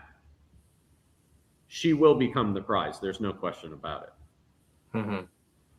If you're 41 years old and you're dating a 22-year-old girl and she's the prize, both of you need to reconsider where you're at in life, mentally, emotionally, whatever. The way it should work, if there's an age gap of any serious nature, a man is over 30, is she becomes the prize when she meets you where you're at. But you really have to lead from incredibly high standards. And for the girls that think they're the prize, that just means that all the guys who are going to agree with you are not the ones you want. And the ones that don't agree with you, you're not going to date. And those are the ones you want. And that brings us back to the most important part of this conversation, and that's humility. Mm-hmm. If you actually want to achieve what I did, you have to have the humility to look inside yourself, accept your flaws and the things you need to work on, and then focus all your energy internally on working on those things and taking accountability for where you are in life in every aspect. Because whether you caused it or not, you need to own it, because only when you own it can you change it, because you're in control of it. Mm. That's beautiful. It is, and it's the thing that is in such short supply today, because everybody has such an inflated sense of self, and honestly, it's really not deserved. I mean, that's the thing that's so funny about it. You see people who almost like, it's not even strictly about like external accomplishments or not. It's just that like I went through periods, and it's very interesting how it happens. Like, you go through periods of getting a little bit too full of yourself, and then the ascent stops. And if you go too far, you'll have like a real crash, because of hubris, right? You start to develop blind spots. So, I mean, it's a beautiful thing to have had these like failures, these learning experiences, because it reminds you like you are just a human who's on this path. And you know that's fine. The more you can lower yourself, really, the more you do grow, because it allows you that, like, humility is basically the essence of introspection, right? So you can't really call yourself a truly self-aware person if you don't have any humility, because that you're in some delusional state. But one of the things, like, Adam, that I really think is so important about your story, because you are this handsome, successful guy, right? But you are operating from a win-win paradigm with women, and you understand that if you want to have a high trust dynamic, you have to you have to extend yourself first and be willing for them to take advantage of you. And guys are so, like, they're freaked out, like, well, if I do this, then she's gonna take this from me. She's like, I'm gonna get robbed, or I'm gonna get raped, divorce, rape, all this kind of stuff, right? I'm not talking about not being prudent, but prudence actually is giving up front.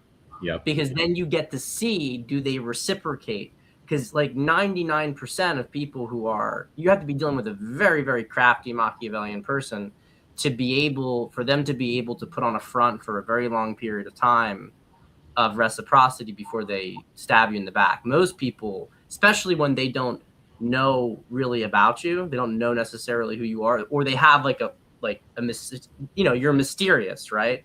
They don't know what to think of you. They're going to try to get something out of you as soon as they can.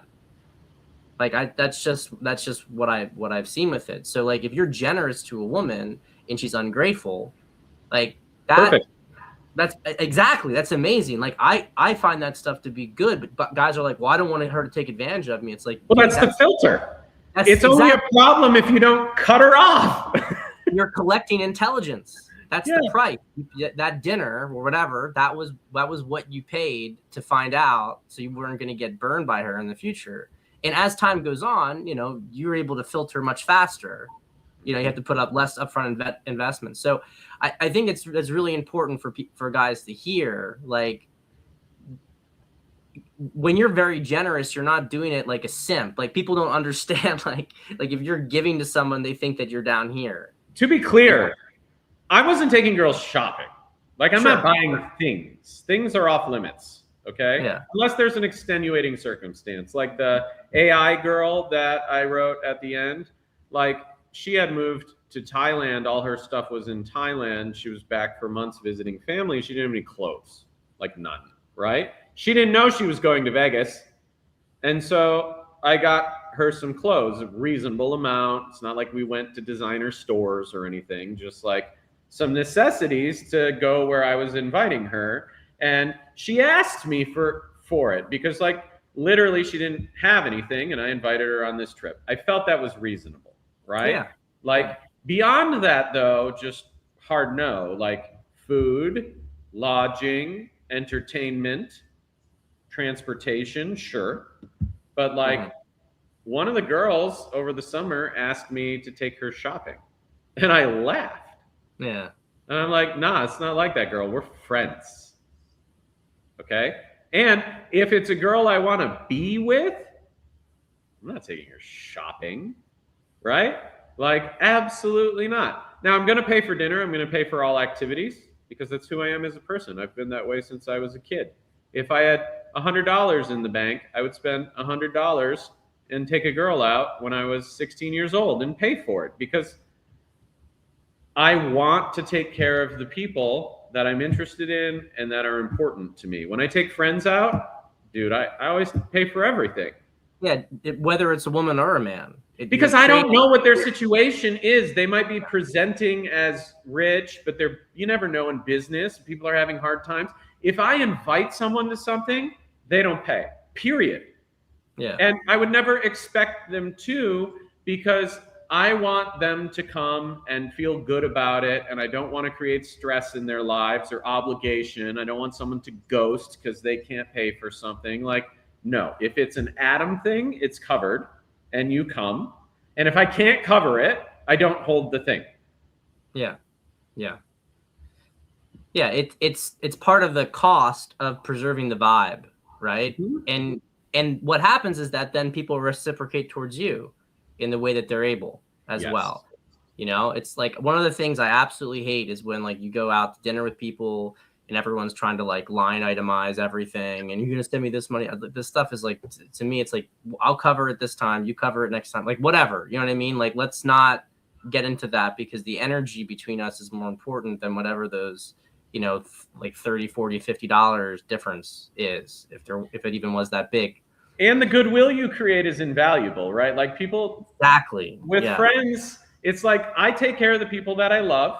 They want to reciprocate that. It might not be financial, but I have really good friends that, you know, like I don't respond to anyone that's not in my phone. Like if I don't know you, I don't respond typically.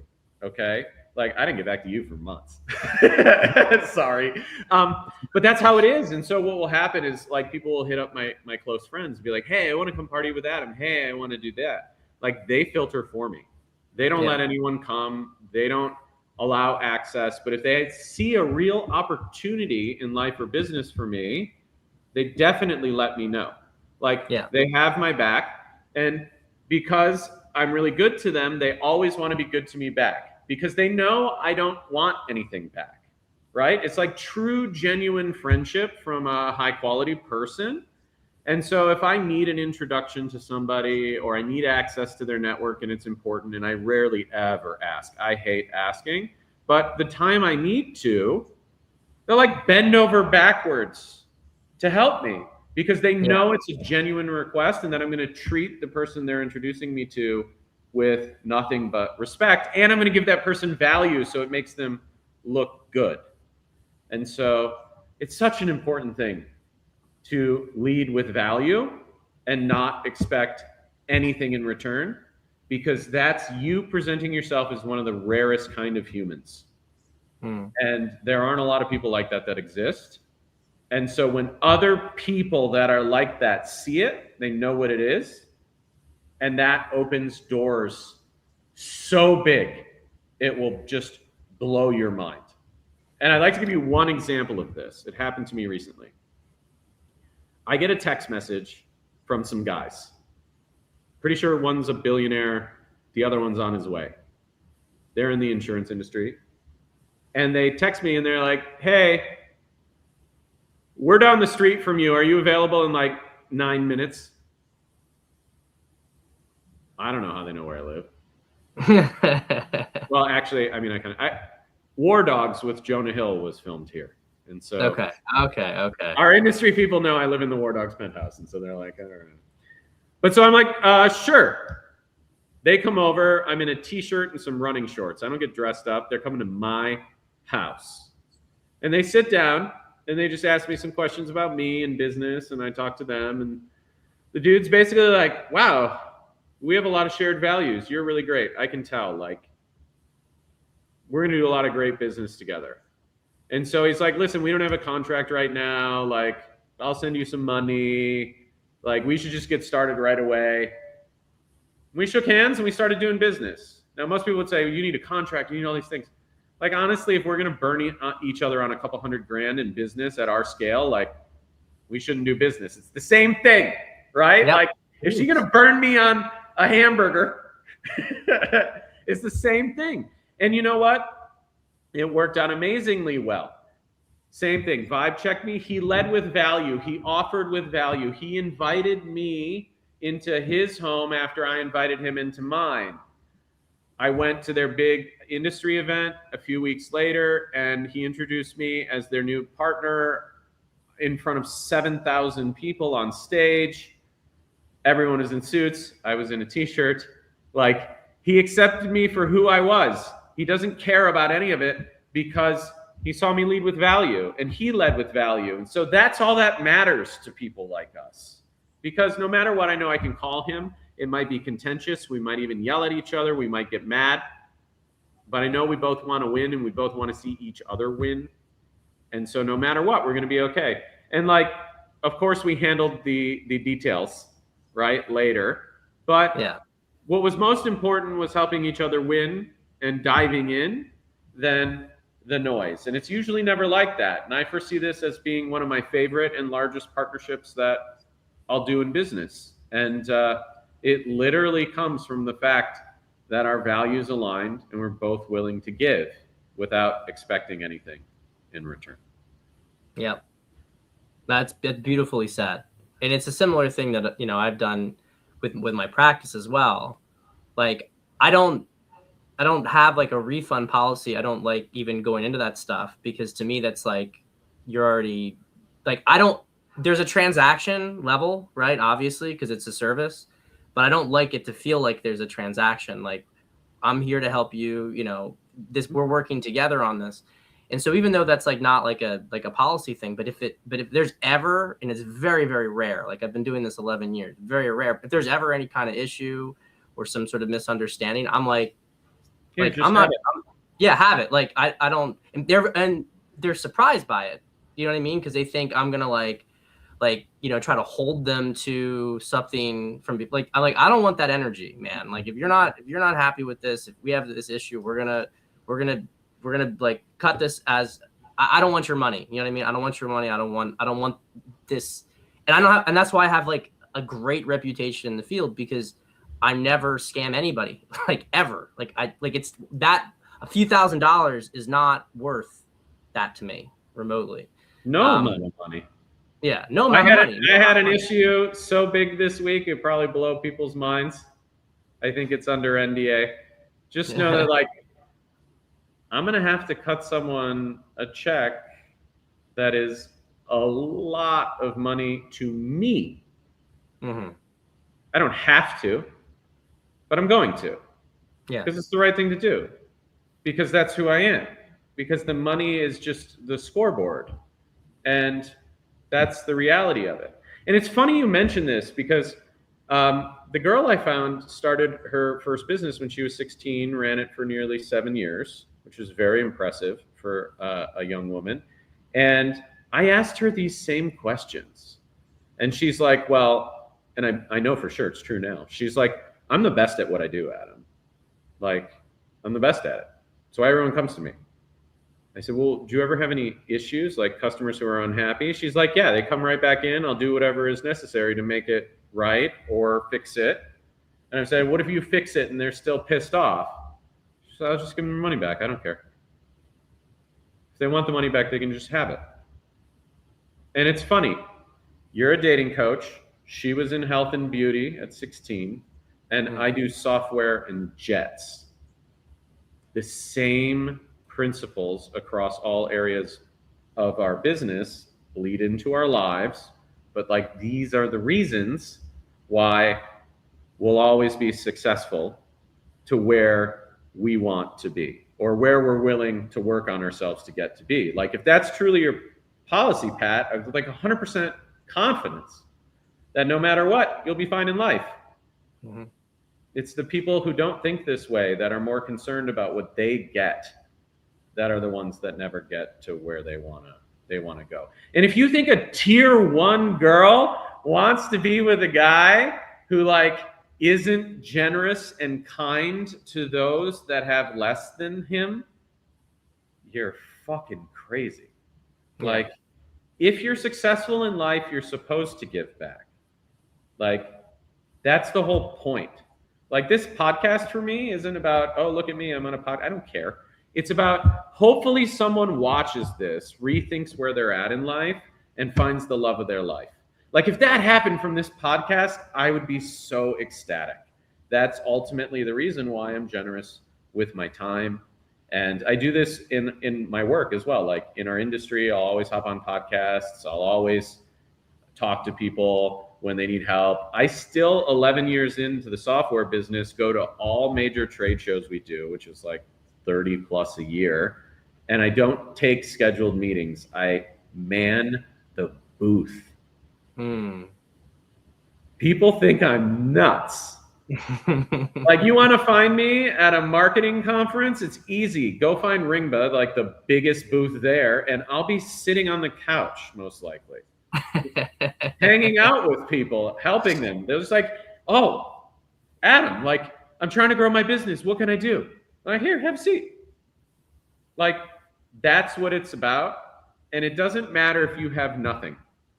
You could still offer me something or offer you something. Like when someone reaches out to me and wants my help, I understand. You want to have a better life. You know I know how to get there. I can help you. We both know that. But the question is, have you earned the ability to ask me the question you need? Right? Yes. And if you haven't tried, then you're missing the boat. Then you're not going to get there anyways. So I'm not going to help you. That's what it really is. Like if you offer me something and surprise me or even try, I'll reply. I'll help you. But I need to know that you're going to be willing to do that, because if you can't, then you can't get to where you want to go anyways, because that requires humility too. Yeah. Adam, this has been an amazing interview. I have just one last quick question for you. So why did you write the piece to begin with? Great question. I was wondering if you're going to remember to ask. So nobody is perfect. I certainly am not. Right? And a 22-year-old girl hasn't likely found herself yet. And when I met her, she had this business. She had a few hundred clients that are all basically in the same community as her, same age, all girls, and lived in an environment that is not, like East Coast. She was in California, passive aggressive, and had a bad habit, frankly, of people pleasing. And when you people please, it's hard to see people for who they really are because you're concerned about whether they're happy with you or not. Mm-hmm. And this was the biggest thing she needed to work on. And to be frank, I'm very, very proud of her. She's a completely different person. Like, this isn't her way of life anymore. And she has started to individuate and find herself. And I'm just like immensely proud of this girl. Like, she has grown like a weed. But I needed to figure out a way to help her with this. And so I wrote that article so that it would be very polarizing. The article is specifically designed to trigger all different kinds of wounds and judgments in people. That's where all the trolling comes from. Literally, if you think about it, now that I've told you that, you're like, oh, in a community of the same type of people, he touches on like race, he touches on money, he touches on like everything that could trigger that community. And so when I put the article out, it caused quite the reaction in the community there. And a lot of people almost all laid all their cards down. Hey, this person's not safe. He's, I feel like you might be in danger. Oh, girl, he's just throwing money at you. Like, oh, he's way too old. Like, it brought out all the insecurities of everyone around her. Some people said, that guy's amazing. He's hilarious. Like, that's so cool that he like saved himself for you, that he, treats women with respect like that. On the other hand, it was either that reaction, I'm happy for you, or, oh my God, run. And then people would talk a lot of shit behind her back. And what it did is it gave her like an X-ray of all the people in her circle, so she could finally see who's good for her and bad for her. And she got to make all those decisions. And when you get older, you know this, most people are not good for you. And it really changed her perception around who she should have in her life and who's not good for her in her life. And it was an epiphany moment, a pivotal moment. And I could never explain this to her, right? Like, hey, like, here's why. It's just like wasting my breath. You need to show someone.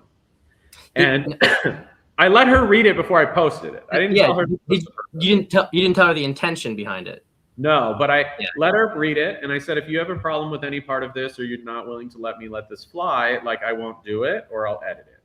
She read it like 3 or 4 times, and she's very analytical and like very, very smart. And she absolutely loves it. She's like, this is our story and you're hilarious. So like, I love it. And so she still loves it, even though she went through this process of like a lot of people bullying her and talking shit about us and her because of it. In fact, it still gets passed around there. I get stalked constantly by young kids from where she's from, and like they watch my stories all the time. Like I literally have like a folder on my phone of people from there, and I just like send her profile screenshots. I'm like, hey, who's this person? You watching this? And it even caused some ripples in the extended family. Like some of the family does not like me, and I don't want to dive into that. Of course. It's like their own personal issues, and it's fine.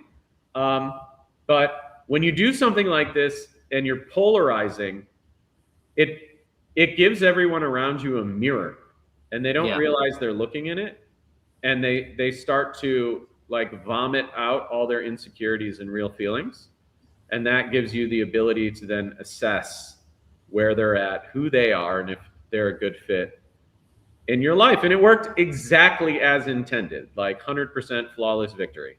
Like everyone laid all their cards down. None of them had any idea what the intention of it was. They didn't even realize I was purposely like triggering and trolling to get reaction. And which is amazing to me because it's obviously a troll piece. And it's awesome also because that's how you curate the people around you. You have to, when you individuate, you're going to inevitably polarize, and you're going to see who's been fake, who are the crabs in the crab bucket, who actually wants what's best for you versus wants you to reflect something about themselves back to them, right? I'm sure because she was so good to all these people, they wanted her to continue to give her energy to them. Yes. And the fact that now she was happy with you and getting all this stuff, they didn't like that. They didn't want to lose her. And they viewed you in some sense as a threat to that, and also jealousy and all that stuff. Well, yeah, it's a competitive nature. Like in this scenario, it's not like she one runged up on the ladder. Like she used to pay for her boyfriend's dinner and was in a bad relationship, and like all her friends knew this, and like, you know, they got to give her advice because their relationship was better or whatever, and it just completely changed the social dynamic overnight, you know. And it also changed the relationships because of access, you know, like now, and this I wanted to say something, but I forgot this, is that now whenever I host an event, like I'm going to EDC next week, I no longer choose the girls that get to come. She does. Yeah. And whoever she picks is it. Like there's no argument with me, because I let her control female access to me, which most men would be like, bro, come on. Like, what do you mean? Anytime I message with a girl on Insta or they text me, I tell her what we talked about. I'm 100% transparent. I create an environment so safe that no other man will ever replicate it, and she knows it. And so there's no jealousy, there's no issues, there's no tension, because my behavior is consistent with my values, and that's what I do. So, you know, that's the best way to go about it. And it's really hard for men to do that because they want control. But you really have to show a high value person who you are, to allow the best qualities in them to have a safe space to come out. Yeah, I mean, you want a queen, you have to show the woman that respect. You know, if she's going to have that position. This was great, Adam. I mean, and the guys are loving this. They're like, you know, they're very, very, like, I think that this interview has been so helpful for guys, and I'm going to be pushing it out on the list and everything because I know it's still early on the East Coast. This is going to help guys not just with their dating lives, but also how they think about business and networking and how they approach life in general. You're a really great role model, and I appreciate you coming on and giving your time and, you know, making an impact. Yeah, thanks for having me. I really appreciate your level-headed opinions on what I wrote. I actually appreciate that you saw the value behind the trolling. That was my filter. Actually, you know, on the internet. So I got to jump. Thank you so much. I appreciate it. Bye. I'll see you.